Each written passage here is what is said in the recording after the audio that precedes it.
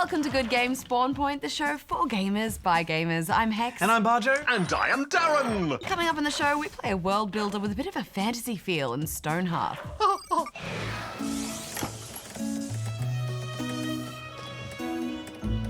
Plus, it's been a while since we've played an endless runner, so we'll see if we're fit enough to win in Blades of Brim.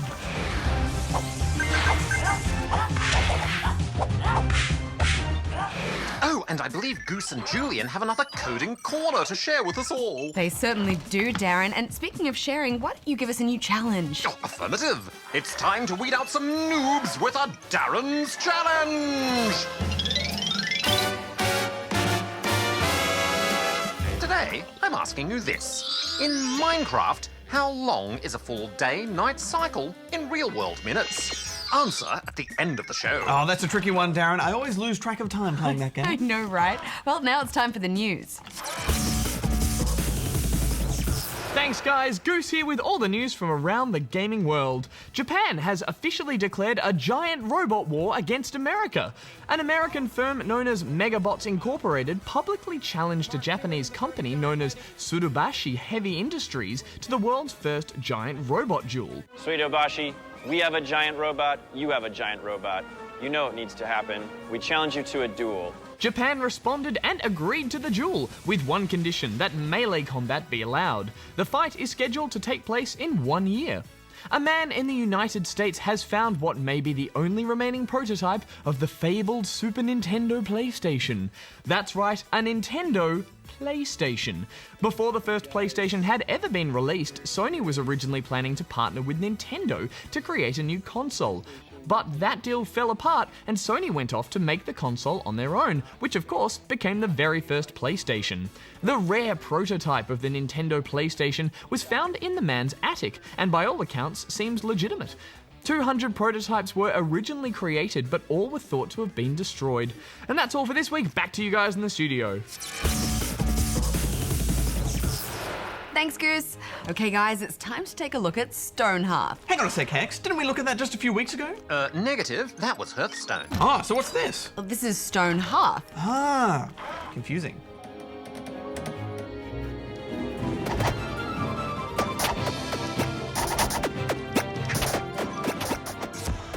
Stonehearth is basically Minecraft meets a city builder. This game isn't fully finished yet, but it does have a lot of features already, so we thought we'd take a look.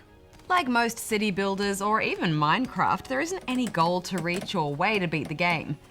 You just have to build a little town and keep your people fed and safe from monsters, but how you do that is completely up to you. There's no tutorial at the moment though, so you'll have to figure things out for yourself, but we got the hang of the basics pretty quick. To start with, you select a spot on a randomly generated map to call home. Then your little band of settlers is dropped into the world with nothing but a fireplace and a few tools to their names. Tools are essentially how you put a settler into a career. Give them a sword and they become a soldier. Give them a blacksmith's hammer and you guessed it, they become a blacksmith. And anyone without a tool is basically a worker bee who goes around doing all the busy work. Affirmative. You're only given a carpenter's saw and a trapper's knife to begin with, but that's enough to start growing your settlement.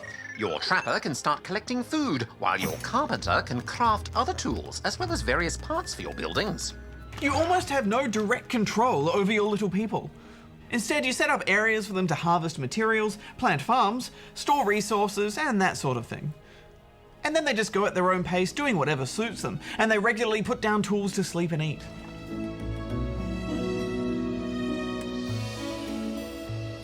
It can be a bit of a mystery at times, just what they're going to do. I mean, I'm sure there's some logic to it all, but you want to be a bit careful about assigning them to too many tasks at once, because that can confuse them. Affirmative. Bugs are to be expected in an unfinished game, but even so, it's worth mentioning the AI is somewhat unpredictable. Somehow, they regularly manage to get stuck in the air. I mean, how do they even do that? Oh, it's a mystery, Hex. And at one point, they simply stopped building a structure, and there was no way to destroy it or continue building it. It just sat there, unfinished, forever. Yeah, this drives me crazy. Can you imagine a game like Minecraft or a city builder with no way to demolish buildings? It boggles the mind. I am boggled. Perhaps it's a feature they've yet to add in. Well, I hope so, because it's a pretty essential feature in my opinion. Anyway, I did like how you're free to design buildings however you want and save those designs to use again. Or you can just use a few pre-designed structures. I found designing anything more complicated than a simple house a bit fiddly. The camera is tough to wrangle, and the grayed out blueprint is hard to see any detail in, so it's tricky to see what you're actually doing. There are 2 gameplay modes available with normal and peaceful options. In the normal mode, monsters like skeletons and goblins will randomly spawn in and attack your town, or try to steal your resources. They'll also occasionally set up nearby bases and even make demands that you have to meet to stop them from attacking you. Make it stop. I did like setting up my own little raiding parties to go on the offensive and take down bases. But you definitely don't want to let any of your people perish because they're such an essential resource and you don't have many of them. Yeah, and the only way to get more people is if you hit certain milestones. Then, at the end of a day, a new person will offer to join you if you've reached them. The milestones seem oddly balanced. For example, we had 3 stockpiles of food full to the brim, and that still wasn't enough to attract a 20th resident. There's just no relation between how much food you actually need for your people and how much you need to get a new person. Yes, but despite these little problems, I had a pretty good time with this. The art style is charming and it's satisfying building up your little community while fighting off monsters. And most of the issues that we had are the sort of thing that gets fixed when a game nears completion. Yeah, and they are planning to add more cool stuff in the future, like multiplayer and boss fights. It's definitely enjoyable at the moment, but you should go into this expecting a few bugs. But overall, I'm excited to come back and see this once it's actually finished. Affirmative. Now it's time for another installment of Coding Corner. Roll the tape, Kerry! Hello Spawnlings and welcome back to Coding Corner. I'm Goose. I'm Julian. And in this series, we're learning how to program in Scratch. With the techniques you'll learn in this series, you'll be well on your way to making your own games. All right, I can't wait to get into it today, Julian. What are we learning? Scrolling. This makes the background move around when you press the arrow keys. To create the illusion of movement, which is great for a platformer or any other game that needs a moving background. True that. Firstly, head to the Coding Corner section of our website, here, and get the files you'll need. Load up Scratch and then load 4 sprites and call them Sprite 1, 0, 1, and 2. Make sure these are their exact names. Go to Data and create 2 variables, Scroll X and Sprite Name. Select Sprite 1 and click the Scripts tab. From Events, start a new code stack with a when green flag clicked block. From Data, place a set blank to blank block below that. Set the drop down to Scroll X and leave the variable as 0. Below that, add a go to X, Y block from Motion. From Control, add a forever loop below that, and insert 2 if-then clauses inside it. From Sensing, insert a key pressed hexagon into the top of the first if-then clause. Set the drop down to right arrow. Inside the if-then, insert a change blank by blank block from Data. Set the drop down to Scroll X and the variable to -3. Do the opposite for the second if-then. Insert a key pressed block from Sensing and set the drop down to left arrow. Inside the clause, insert a change blank by a blank block from Data. Set the drop down to Scroll X and set the variable to 3. Now select the 0 sprite. From Events, drag across a when green flag clicked block. From Motion, add a go to XY block. Below that, add a forever loop. And inside the forever loop, add a set X to blank block from Motion. Here it gets a little tricky.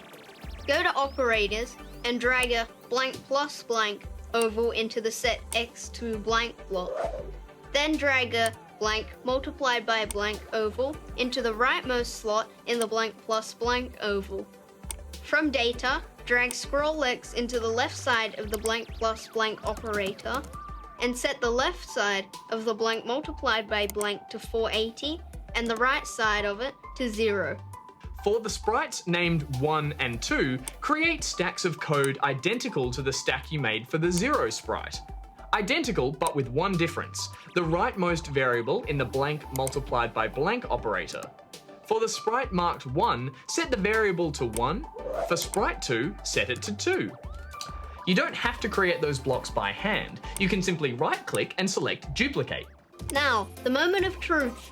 Use the left and right arrows and... Yes, the background scrolls. Ah, look at those gentle rolling hillsides. Kind of like looking out of the window on a long car trip. Well, I get car sick though. Oh. Some games make their backgrounds look even more realistic by having several background layers all moving at different speeds. This effect is called parallax. Now you have the basics down, you could challenge yourself by trying to make your own scrolling platformer. I just might have to give that a go. Remember, Spawnlings, all the Coding Corner lesson notes can be found here. Until next time, Goose out. Julian out. Oh, I'm feeling car sick again, Julian. Oh, there, Goose. Oh dear. There. Ah, thanks very much for that, Goose and Julian. Darren, my background isn't working. Oh, you have to set that bit to transparent, but there's no time to fix it because you two have to go to the Spawn Point desk. Don't forget your laptops. You'll need them.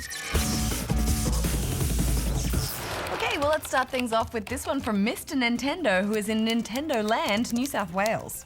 Hi guys, I'm a big fan of your show and I have 3 questions to ask. 1. Is it possible to purchase a Wii U gamepad because mine in MIA? 2. Can you play Splatoon without a gamepad? 3. What are some good games that don't require a Wii U gamepad?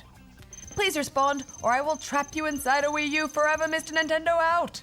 Well, Mr. Nintendo, firstly, how did you lose your gamepad? The thing is massive! Yeah. You could see one from across the street. You could probably even see one from space. Well, that's probably a bit of an exaggeration, Bajo, but Mr. Nintendo, we would highly suggest you keep looking for it because you can't buy one individually from a shop. You need to buy a whole new Wii U to get another gamepad.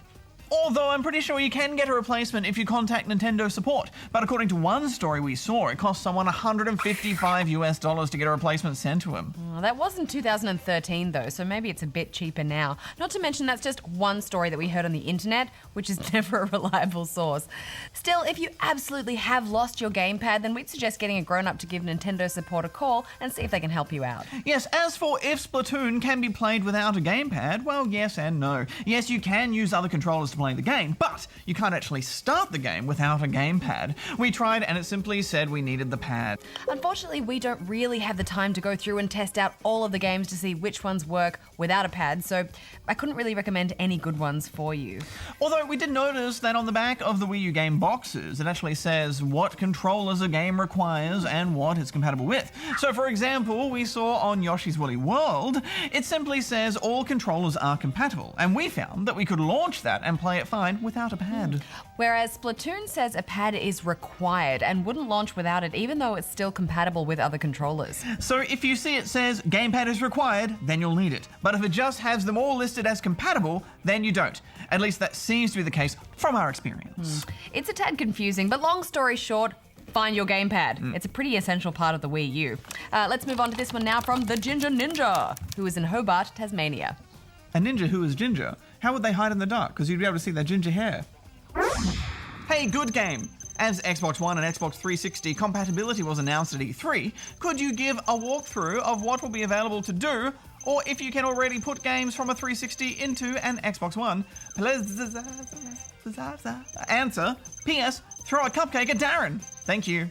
Well, Mr. Ninja, for the moment, backwards compatibility is only available to special preview members who get access to updates early. And they only have a fairly small selection of games that work at the moment, which includes stuff like Viva Pinata, Banjo-Kazooie, and Geometry Wars Retro Evolved. Backwards compatibility is going to be available for everyone towards the end of the year, and they say there's going to be over 100 games that work with it when it launches. We don't have the full list yet, but they will keep on adding games to it over time. But I would hope that most of the popular 360 games will end up being compatible. Yeah. The way it's going to work is if you bought the game digitally from the online store, or if it's an arcade game, then that will just automatically show up in your Xbox One as an available download. But if you own the game on a disc, then you need to put the disc into your Xbox One, and then that will allow you to download a new compatible version. You will always need to have to put the disc in your console to play the game, though. Yeah, makes sense. What's very cool is that you get access to the full 360 guide menu. So you can join parties and play multiplayer games with your friends on 360 cross-console play hacks. Yeah, it's definitely a great feature for anyone who had loads of 360 games. But let's move on to this one now from the king of Minecraft, who is in Minecraft Victoria.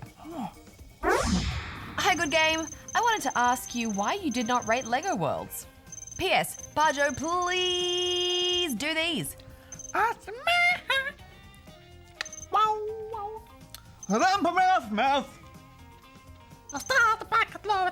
Hex, please do these.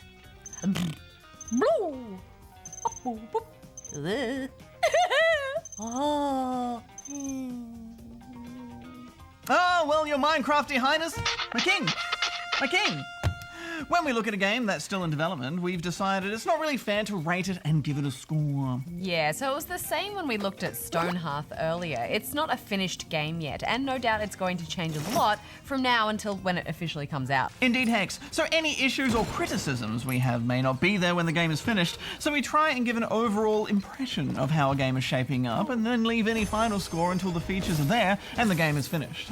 But hopefully by watching the footage and hearing what we have to say about it, you can make up your mind and see if it's worth getting in its early stage. But moving on now to this one from Stowski, who is in Wollongong, New South Wales. Have you ever gone skiing, Hex? I have. Yeah, what was it like? It was pretty good. It's Yeah? very tiring though. doesn't sound Like, that because you great. use your legs a lot and not much cold? arms. Yeah, but you have special snowsuit. That sounds like a lot of effort. I just built an igloo and it was way more fun than skiing. I'm in. On episode 2015, Darren had a challenge regarding Hearthstone. However, instead of pronouncing it as Hearthstone, like a pirate sound between the H and the T, he pronounced it Hearthstone, which is incorrect, as the innkeeper, therefore Blizzard, clearly uses the first pronunciation and not the second when you open the game sometimes. You may say that words have different pronunciations, to which I say that names are pronounced the way their owners say they are, not what anyone else says. Noob Cup time! Stowski. Okay, everyone, I think we are just going to have to accept the fact that Darren has some kind of glitch in his pronunciation chip and is often going to say things wrong. Yeah, so does he have to drink from the Noob Cup then? I don't know, it seems a bit cruel if it's an actual programming error. I mean, shouldn't we just accept him as he is? Hey, Darren. Hello. Hey, Darren, you have to drink from the Noob Cup for saying Hearthstone wrong, and Pokemon or whatever you're saying, Kynet, and probably everything else you say. Oh, Bajo, we've been through this before. My pronunciation of words is immaculate. You mean immaculate? That's what I said. No, you said immaculate. I don't hear the difference. Darren, you're just trolling now. Come on, just try and say the words properly. Yeah. Pokemon. Hearthstone. Kynex. Oh. How was that? Well, it's exactly the same as always, Hex. I don't think we're going to get anywhere with this. Let's just move on. Goodbye, Darren. Bye. Okay, goodbye.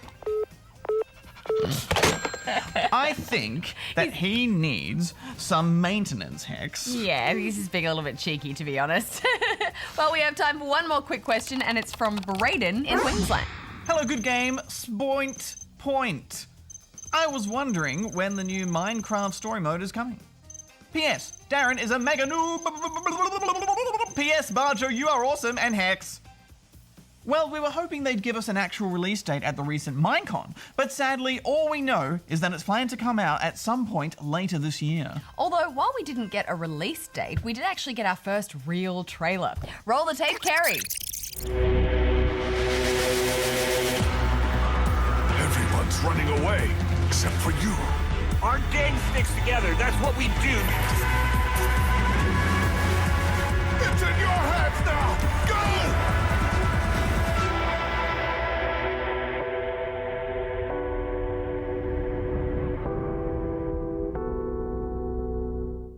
Oh, that looks exciting, doesn't it, Bajo? But on that note, we're out of time for this week, and if you'd like to ask us something, then you can go here and send it in. Back to the studio, Hex? Let's. I'm going to take my imaginary canoe. Jump in. No, I don't have an imaginary canoe. Okay. All right, guys, are you ready for me to set another world record? I didn't even know you had a world record in anything. Oh yeah, Hex, I've got loads. I've got most amount of adorable cats, I've got most amount of hats, I've got most amount of cheese sandwiches eaten in a minute, too many to mention. Scanning world records. Scanning. I can't find any listing of you in any world record, Bajo. The kind of unofficial world records, Darren. The most important thing is I'm going to set one today in Blades of Brim for the most endless running. Count me in, guys. 3, 2, 1. Ah, I'm dead. It's over. Oh.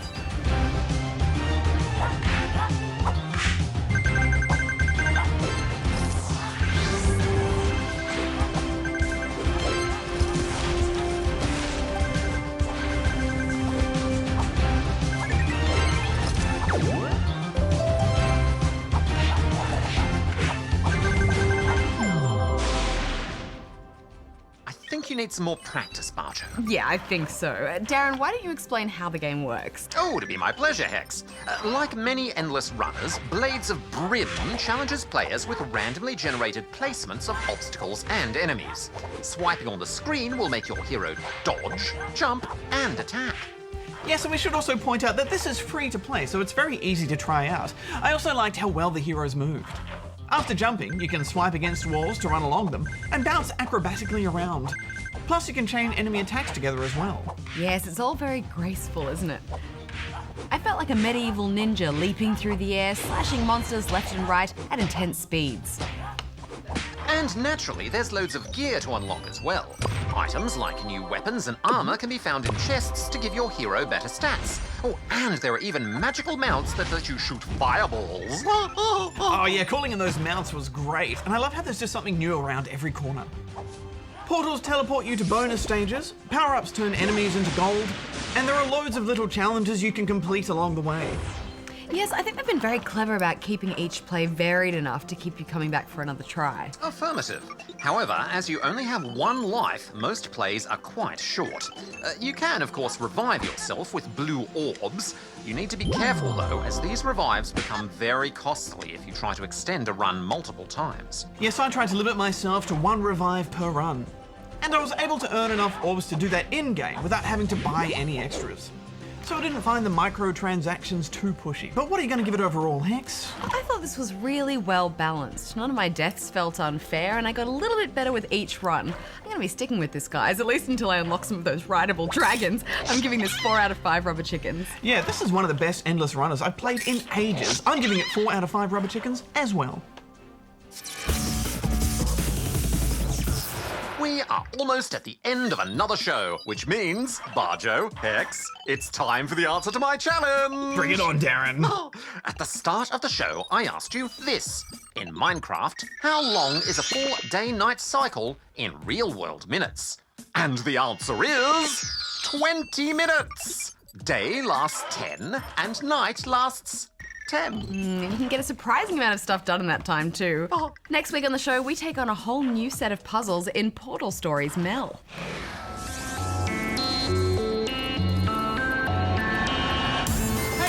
Hey! Over here! I'm right over here!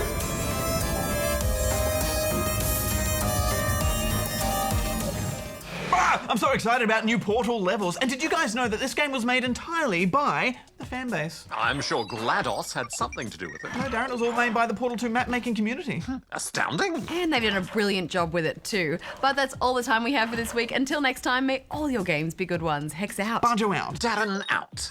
Darren, have you talked to GLaDOS lately? Oh, actually, I do. We've been playing chess together online. Who's winning? Who's winning? Who's winning? She is.